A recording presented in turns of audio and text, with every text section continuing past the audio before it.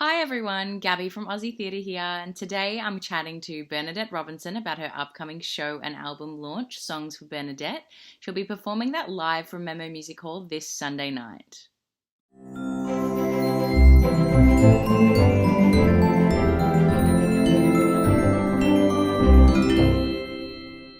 Hi Bernadette, how are you? Well, thank you, Gabi. How are you? Good. I'm good, thank you. Is this a brand new concert or is this something that you've performed before? Actually, the launch of my album, Songs of Bernadette, which I recorded over 2 nights in London to live audiences at the Pheasantry, which is sort of a high-profile venue over there. So I recorded it there and then I launched it at KZL's, which is sort of another really gorgeous club cabaret venue over there. But I did that, but I haven't done it in Australia yet. So this is the Australian version launch. The songs that you'll be performing, are they covers? Are they originals? Is it a mix of both? I'm an impressionist, a singer that sort of covers styles of different other, great singers. And I did actually do. Well, I've had two one-woman shows written for me by Joanne Murray Smith here, and performed at the Motor Company, which have toured. And Songs for Nobodies actually went to the West End. So I performed that show on the West End. And so then I went back and worked in London for a 3-month stint after the West End. And I did this show. This is much more relaxed cabaret. It wasn't a play because the other one was a full play. Mm-hmm. This is me singing songs from Songs for Nobody. So that was, those singers were Edith Piaf, Judy Garland, Billie Holiday, Patsy Cline, Maria Callas, quite a huge range of styles there. So I sang on this album. There are little nods to some of those singers. I did a play which was called Pennsylvania Avenue with a lot of singers in, and some of those were Aretha Franklin, Eartha Kitt. So in this show, some of those singers are featured, and they're also songs that I, as Bernadette, sing in my own way. In fact, a song I've written myself. So yeah, a whole lot of stuff really. I guess my next question is, how do you as a performer know how to switch to these different voices? Because it's obviously would be very technical, and how you move your mouth and use your throat to kind of get those qualities out of your voice. Are there any tips you could give to people who may want to start doing impressions as well, of things they could look into doing, or things they could work on?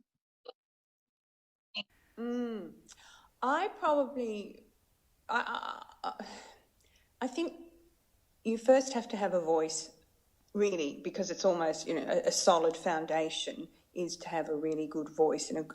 And for me, I have a really good range, a big range, so that covers so many singers, because so many styles are within my range.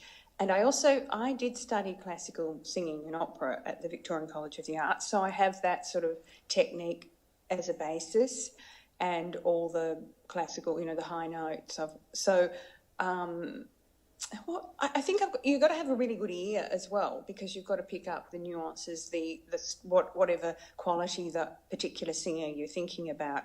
And also, I didn't ever set out at the beginning to sound like people. I just loved to sing and loved singers, female singers, and so I listened to them so intently and just fell in love with so many of them that it really came out of that. A lot of people do that, and a lot of singers do listen to singers, but they don't end up sounding like them. It's almost a double-edged sword. I just wanted to sing their songs, but ended up sounding like them as well. And then I knew, or could find a way of using that to my advantage. And so that's, I think, for instance, both Edith Piaf and Judy Garland are a little bit similar as far as they have a lot of vibrato in their voices. So Edith Piaf, she would sort of sing, non, rien, rien, non, je ne regrette rien, ni le bien pour ma fait. And there's sort of a lot of wild that's a really French sound, actually, particularly of that time. But Judy Garland also had that sort of, and it gives their voices a very beautiful vulnerability, I think, and that's what makes people so attracted to their styles. Because Judy, she has that vibrato. Somewhere over the rainbow, way up high, there's a land that I heard of once in a lullaby. And someone like Barbara Streisand, who I did fall in love with when I went to see Funny Girl as a little girl. I just thought she was brilliant. And she is. But I often tend to exaggerate her particular, or tick, I suppose, or style. She has a lot of nasality in her voice and very exaggerated kind of gestures with her mouth. So she would start with, you know, memories may be beautiful, and yet what's too painful to remember, we simply choose to forget. So that's sort of, you know, they're just really basic signs or qualities that I would talk about. But with it, I don't know if you can actually learn that. And you would just, I guess you can, but it's more about having that innate ability, I think, to pick those things out, you know. And are you at a point where you can just in your brain go, I want to sound like Judy now, and you can just do it? Yes, absolutely. That's amazing. I had to do that. I mean, and that's the fun in this album launch, because I get to, I mean, these are just my, you know, picks of whatever I want to do. Whereas with the plays, Songs for Nobodies and Pennsylvania Avenue, and even The Show Goes On, they are structured plays and songs come in and out of them. So with this, though, it's more of a chat and more of a cabaret style, and so I can, you know, talk a bit about Billie Holiday and then create her sound, you know, and not just about her sound.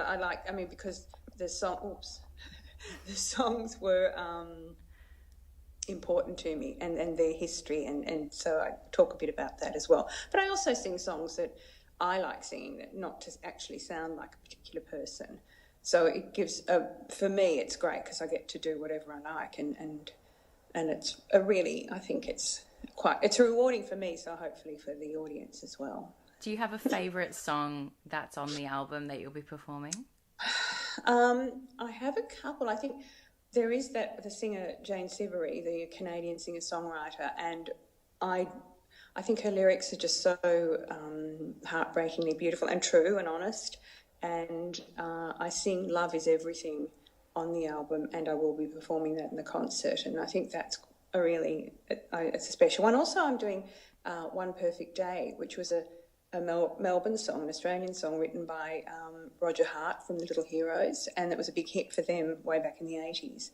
And I sing that in a very different style. So that's another one that I really love. There are a few, and there's a song I wrote myself about trying to, you know, seeking out my own identity and voice. I wrote it a long time ago, but it's called Playing Games, and that's in there as well. So it's sort of really a potted history of my career in a way.